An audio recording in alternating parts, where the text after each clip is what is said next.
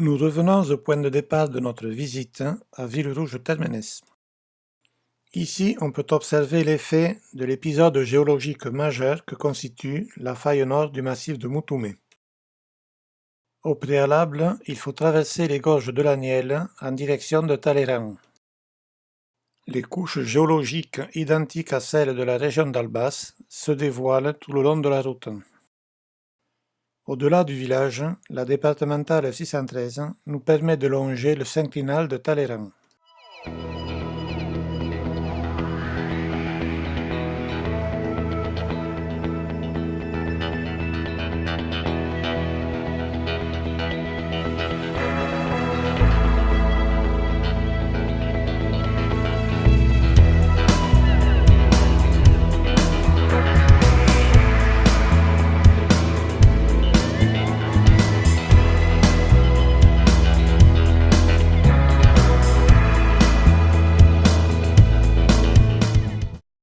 Nous voici donc revenus à Villerouge. Nous nous arrêtons un instant au niveau de la faille nord du massif de Moutoumé. Dominique Frison de Lamotte nous l'a décrit sur cette photo aérienne, mais nous pouvons l'observer sous des angles différents grâce à ces images photogrammétriques. Sous l'effet de la poussée des Pyrénées, le massif de Moutoumé se soulève, créant ainsi une faille inverse. À l'avant de la faille, on peut facilement deviner les plissements engendrés par la poussée. Le synclinal de Talleyrand apparaît en bas à droite. On peut simuler ces mouvements à partir des modèles 3D imprimés à l'université de Cergy-Pontoise. On étire, on crée des failles normales. Sous l'effet d'un raccourcissement horizontal, on crée des failles qu'on appelle inverses. On peut même représenter les différentes couches sédimentaires à partir de ces modèles. Revenons sur la faille nord du massif de Moutoumé, cette fois vue d'un angle différent. La poussée du massif à droite entraîne à l'avant le plissement des couches rocheuses dont le pendage est identique.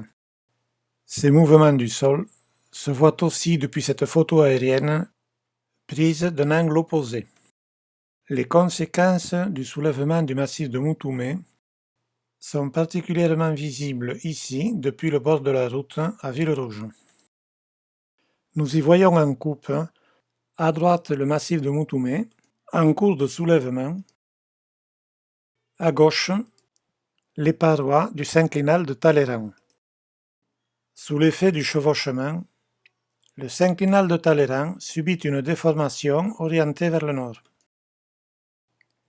Si l'on pose ses mains de part et d'autre de la ligne de faille en rouge, plus de 300 millions d'années les séparent.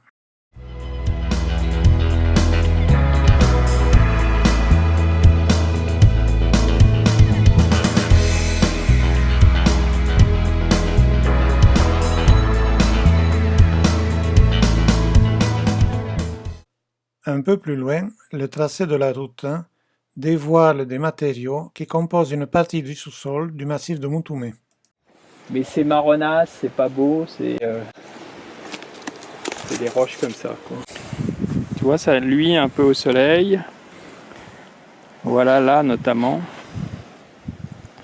ces choses-là. Et c'est organisé en feuillets.